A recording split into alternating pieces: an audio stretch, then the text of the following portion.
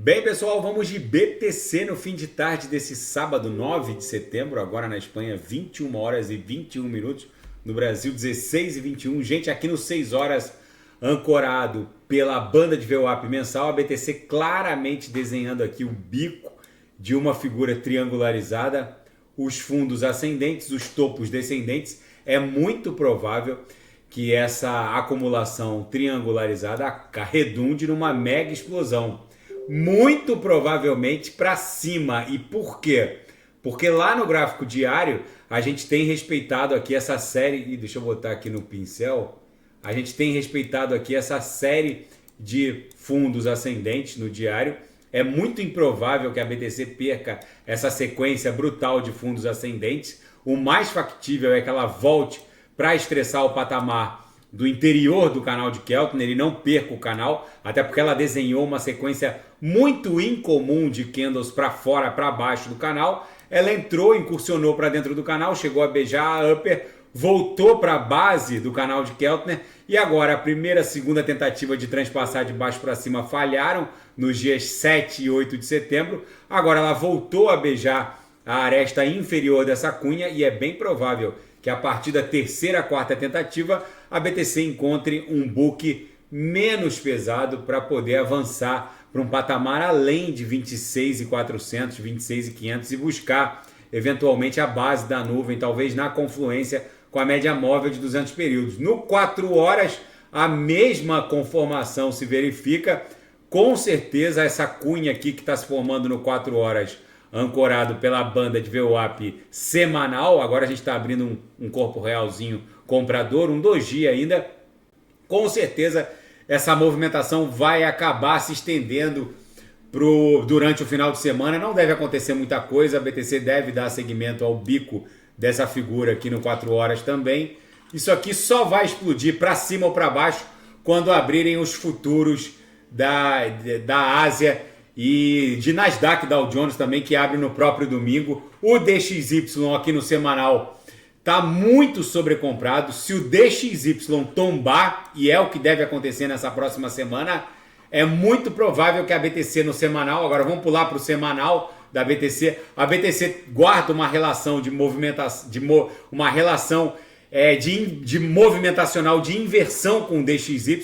Quando o DXY ele sobe, ó, isso aqui é o gráfico semanal, ó. A BTC desce. Aqui é o gráfico semanal da BTC.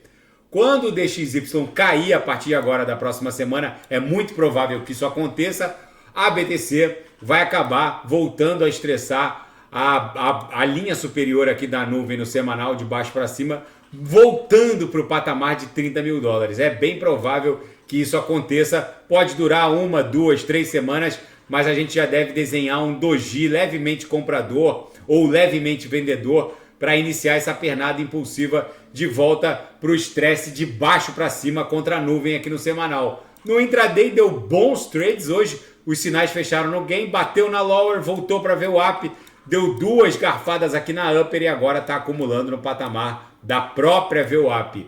Gente, na seara fática, o G20, que está reunido lá em Nova Delhi, está pressionando os integrantes do bloco para regulamentarem os criptoativos dos usuários, né, dos súditos de cada jurisdição. Eles pediram a assessoria e os respectivos corpos técnicos de cada país pediu a rápida implementação do Crypto Asset Framework, que nada mais é do que um compartilhamento e trocas de informações para fins fiscais. Por isso eu reporto aos senhores para não subestimarem o terremoto de liquidez que vem em favor das DeFis.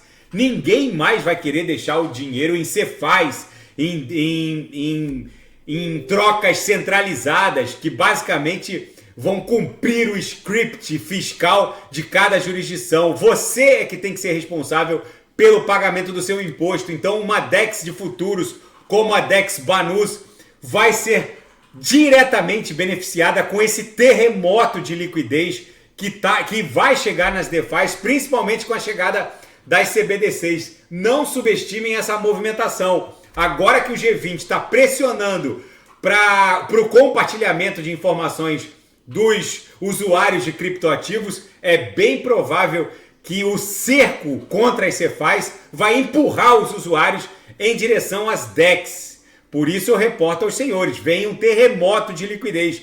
E os holders de DAO estão votando para que a MakerDAO passe a emitir títulos do Tesouro norte-americanos tokenizados.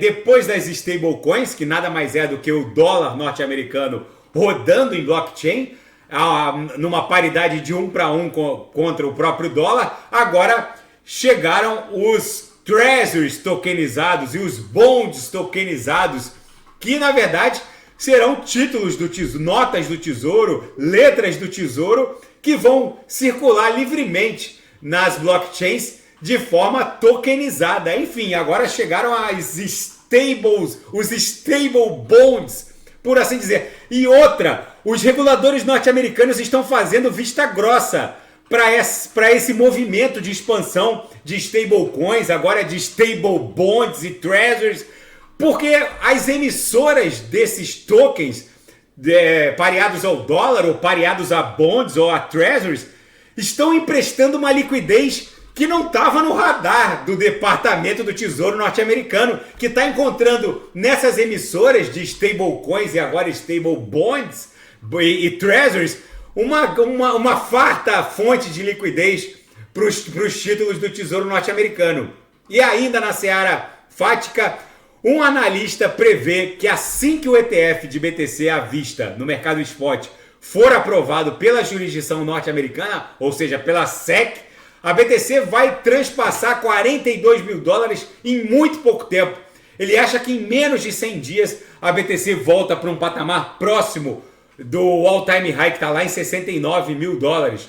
E na seara geopolítica e finanças internacionais, muitos começam a se perguntar o que é a tal da flexibilização quantitativa ou o quantitative easy do Banco Central norte-americano. Gente, com a proximidade das eleições presidenciais norte-americanas, é bem provável que o Banco Central norte-americano, o Fed, acabe encontrando um pivô e um target para esse rally de aumento na taxa básica de juros e o pacote de bondade comece a operar. E o que seria essa flexibilização quantitativa? Nada mais é do que botar a maquininha de impressão de dinheiro para rodar. Com a proximidade das eleições, é preciso que os corpos técnicos, como é o caso do Fed, cedam às ambições políticas dos políticos. E isso vai acontecer. O Banco Central norte-americano, em muito pouco tempo, vai ter que voltar a emitir moeda para comprar os títulos emitidos pelo Departamento do Tesouro norte-americano. É tipo um Zé com Zé. É o próprio governo americano emitindo os títulos e o Banco Central imprimindo dinheiro para comprar, inundando o sistema de dinheiro. É isso que vai levar a BTC para 1 milhão de dólares. Quando eles começam a discutir flexibilização quantitativa nos periódicos, é porque vem coisa boa por aí. E um mega furacão está se aproximando do Caribe, o furacão Lee, que ainda nem chegou perto do Caribe, mas vai chegar. Já tem categoria 3, com ventos se aproximando de 180 km por hora. Quando ele se aproximar das águas calientes do Golfo do México, é bem provável que ele atinja a categoria 4, podendo chegar eventualmente à categoria 5. O que assusta é o diâmetro do bichinho, que parece que tem mais de 800 quilômetros, mas está ganhando força, pode chegar a 1.000 quilômetros de diâmetro. Vamos acompanhar esse bichinho aqui que está caminhando em direção ao leste, ou seja, ao oeste, desculpa, ele está vindo do leste, em direção à península da Flórida. E ainda na seara geopolítica, terremoto no Marrocos mata mais de 1.000 pessoas. Eu moro no sul da Espanha, eu estou a menos de 100 quilômetros do Marrocos, eu confesso que não senti nada. Meus vizinhos falaram que houve um tremor que alguns sentiram na madrugada, mas foi uma coisa muito leve aqui no sul da Espanha. Enfim, eu almocei, fui num restaurante, alguns funcionários falaram que houve sim um tremor.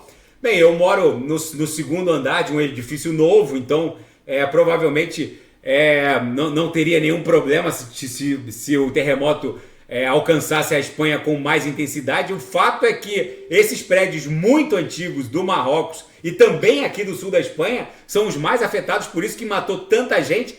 O fato é que alguns vizinhos meus sentiram, eu não senti nada. Esperamos sinceramente que as equipes de resgate consigam salvar o maior número possível de sobreviventes que estão nos escombros. Gente, a BTC no diário segue dando vigência a uma cunha, tem muita gente abrindo short e vai acabar caindo do cavalo, porque a BTC está acumulando no bico de uma figura triangular que fatalmente vai explodir para cima, para buscar aqui no diário a mediana do canal de Keltner em 26.400. Tá bom, pessoal? Se nada fugir do script, eu volto amanhã para analisar a própria BTC. Fiquem com Deus e quem quiser sugerir alguma análise é só colocar nas mensagens abaixo. Até amanhã, grande abraço, fiquem com Deus.